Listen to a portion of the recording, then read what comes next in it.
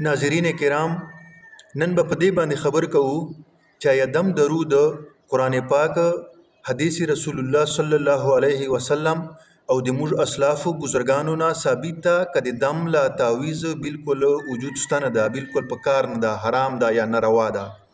نو عزتمنو، دم درود لا تعویزات دا په خپل باندې جایز دي، د هیڅ قسم بدی نسته ده. خو کله چې د شرعي اصولو او داسې یو عالم دین چې هغه د شریعت مطابق په هغه باندې وکړي، نو ان شاء الله په هغه چې با اثر زیاتی او ګناه به نه په جای دی چې ته یو داسې عامل باندې وکړي چې هغه دا کاروبار او پیشه جوړ کړي. الله دې معافي وکړي. تاسو ته بلمانه شپته ای چې میډیا به تاسو ډیره زیاته ګورو، داسې عاملانه چې دو زنانر غواړي زنانو سره بدکاریګانې کوي، ګناه لکوي، په ګېډې باندې لیکې ورکوي چې بیا به الله پاک تا ته بچای درکوي. دا ټول ناجایز او ناروا او حرام کارونه دي. پرده چې څرنګه له یو عام کس نه پکار ده، دغه رنګې له مولوي صاحب نه، د جومات امام نه، دغه رنګې ډاکټر صاحب نه، دغه رنګې دمګري او پیر صاحب نه به هغه شی پرده کوي چې څرنګه یو عام کس نه کوي. اکثر خلک په دې چې مبتلا دي، وایي ډاکټر نه پرده نسته، مولوي صاحب نه پرده نسته. نه، پرده له هر چا نسته ده. که پرده دې نه وکړه، اکثر فتنې بې پردګي له وجې نه جوړېږي. نو عزتمنو، دم درود جنات اشرف علي تھانوي صاحب چې تاسو واړو ته به معلومي، تقریبا 1500 نه د زیات کتابونه لیکلي دي.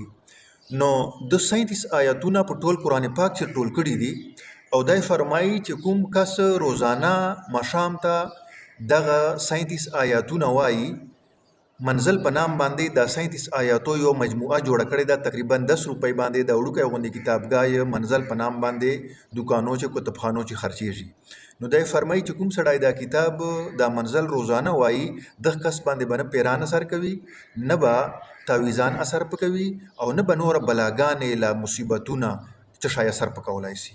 نو عزتمنو، دا کتاب د سړی واخلي او روزانه د سړی کور چې مشام پابندي سره یې دغه تلاوت کوي، بیا د په جان باندې دم کوي، په ټول وجود دی تیروي. او بیا دا فرمایي چې دغه کتاب منزل سړی چې ووایي، دم دی که جناتو والته دی وروچ شو، پورته دی په چڼکاو که، په وجود باندې دی ور تیر که، نو دغه په برکت سره به ان شاء الله جنات په دغه کس باندې بیا نه راځي. لہذا دا خواست درته کوم، مهنت درته کوم چې 2 نمبر عاملانو پسې مشورو، یو کاروبار یو پیشه یې جوړه کړې، ماته 100 زره راکه، ماته 10 زره راکه، ماته 15 زره راکه، زه تاته نوکسې پیران جوړوم، زه تاته شیشې چې ګورم، ته دغه شي ته ګوره، ته دغه شي ته ګوره. دا صفا دوکې دي. الحمدلله مسلمان ته الله پاک 2 شیان ورکړي دي، یو کتاب الله ده قرآن پاک، یو سنت رسول الله ده د نبی اسلام احادیث. په دې چې هر شای پراته دي. قرآن پاک کې داسې آیاتونه ستا چې هغه ته نه تعویزان تم کېدلی شي، نه پیران تم کېدای شي. احادیثو نه داسې دمونه، داسې تعویزان او داسې نسخې پرتې دي چې هغه مرګ نه بغیره هر شي شفا په دې چې پرته ده. نو یو خو د منزل پابندي سړی کوي، یو کس ته په کور چې بیمار جوړ سو، جناور دی بیمار سو، په چا باندې پیران دي، دغه ورته وایه، په دم کوی، الله پاک په شفا ورکوي.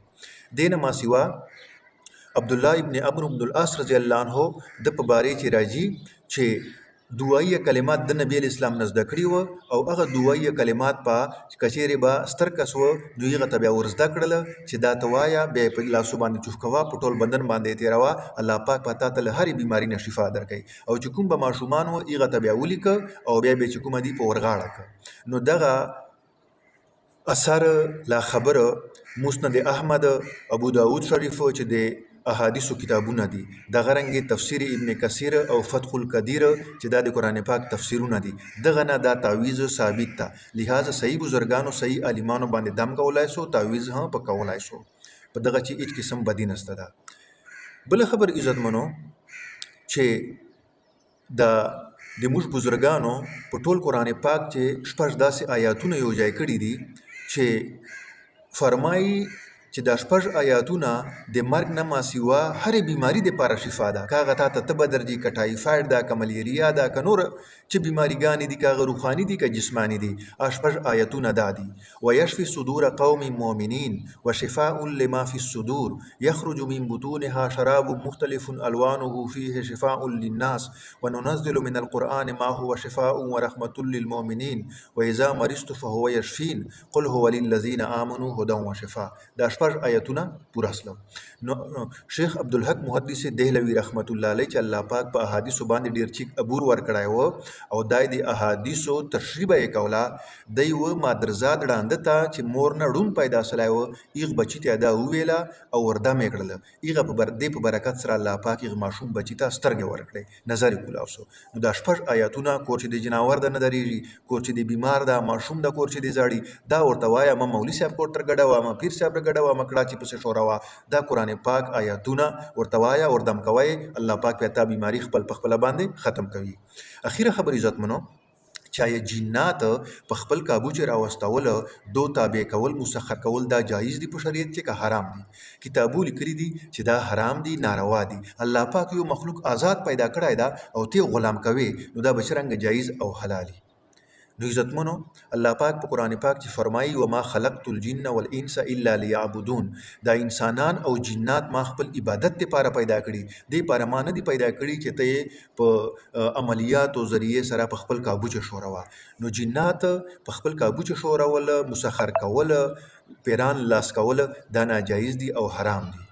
او یو خو په دو چې مسلمان دي یو کافر دي لکه څرنګه په تاسو موږ چې مسلمان سته غیر مسلم سته دغه رنګې په دو چې دوه ډلې دي چې کوم مسلمان دي هغه خو عبادت لپاره دي هغه خو د سړی نه استعمالوي ناجایز دي او حرام دي. چې کوم غیر مسلم دي او کافر دي د هغه استعمال حرام او ناجایز ده په دوه وجو سره. یو خو د الله مخلوق ته الله مخلوق په نه قید کوي. په دوم نمبر چې په دو جناتو دو شیاطینو چې دا جنات چې کله د تاوال یو کار کوي اول به پتا باندې ناروا کارونه کوي الله دې معافي وکړي کله به کفر کلمې تر باندې وایي کله به ترتای په قرآن پاک باندې پورته ودرېږه کله قرآن پاک بزکه کله وسوجوه کله یې گنجي چې واچوه قسم قسم ګناهونه به پتا باندې کوي.